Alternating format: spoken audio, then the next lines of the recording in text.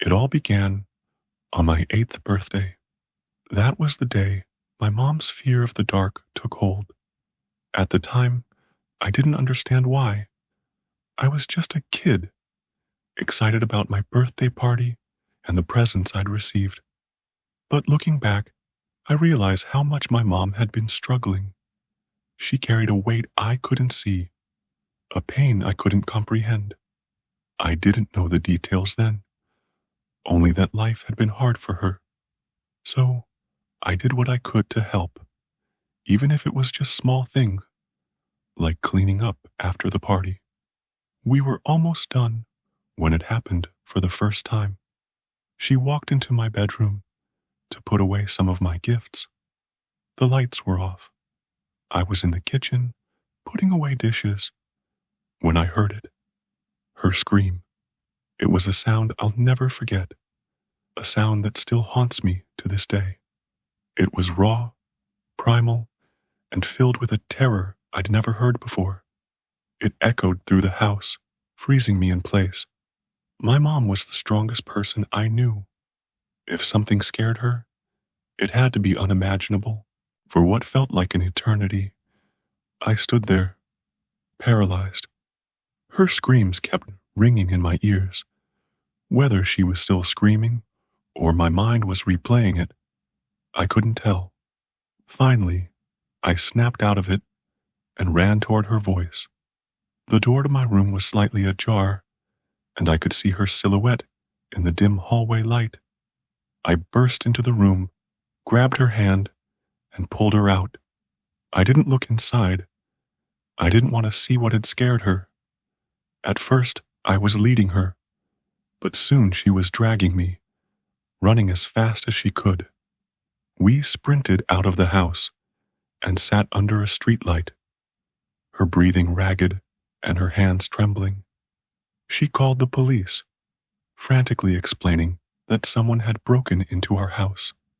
I was too young to fully grasp the gravity of the situation, but I could feel her fear. The rest of the night was a blur. Police cars surrounded our house, their red and blue lights casting eerie shadows. They searched the house but found nothing. My mom was terrified to go back inside, but she put on a brave face for me. I could tell she wasn't okay, though. Her smile was forced, her words hollow. That night, she insisted I sleep in her room. We shared her bed, and for the first time, she kept the lights on.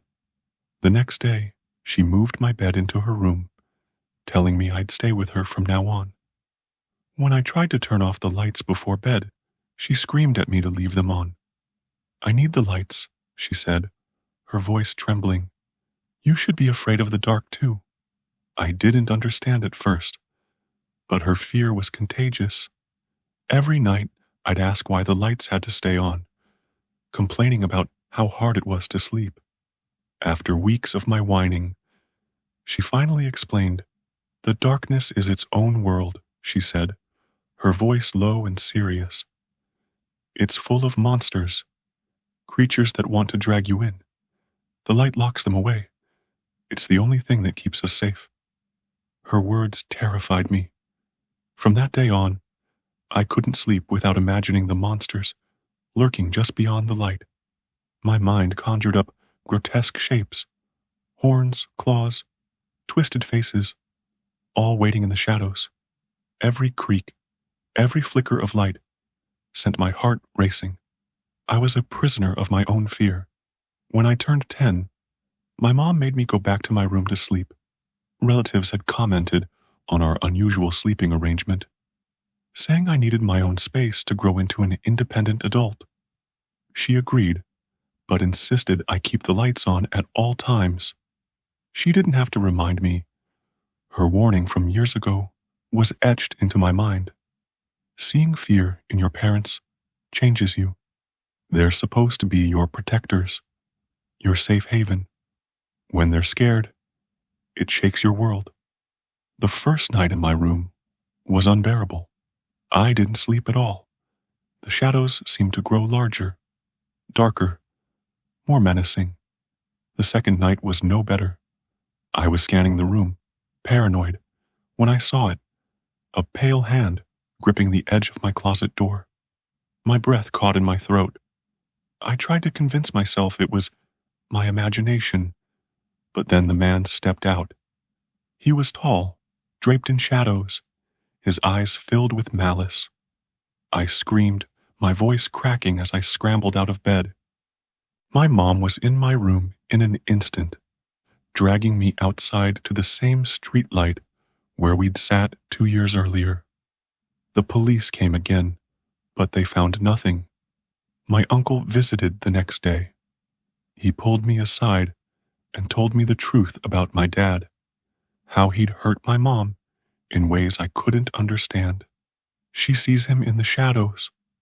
My uncle said, "It's not real, but it's real to her. You have to be strong for her now." I nodded, but inside I was terrified. I'd seen something too. It didn't matter if no one else believed me.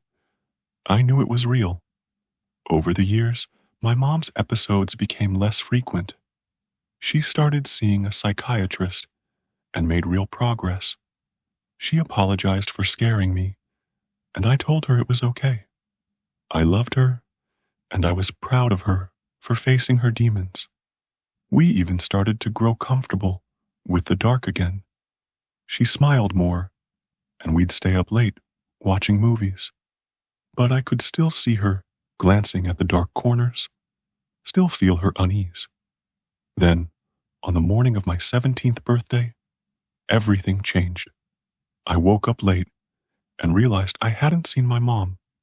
Her room was a mess, clothes strewn everywhere, furniture overturned. It looked like a tornado had hit, and she was gone. I called everyone I could think of, friends, family, neighbors, but no one had seen her. I filed a missing persons report, but the police found nothing. Everyone told me she'd run away, that she'd had an episode, and left. I wanted to believe them, but deep down, I knew something was wrong. I stayed in the house, unable to leave the place where I'd last felt close to her. But as the days turned into weeks, I began to notice something strange. The darkness in the house felt different, thicker, heavier, alive. I started seeing things again, shadows moving, figures lurking in the corners. I kept all the lights on, but it didn't feel like enough. One night, I woke up to a cold presence in my room. The shadows rippled, and I saw him, a tall, lanky figure, cloaked in darkness. He stepped out of the shadows, his eyes locking onto mine, before retreating back into the void.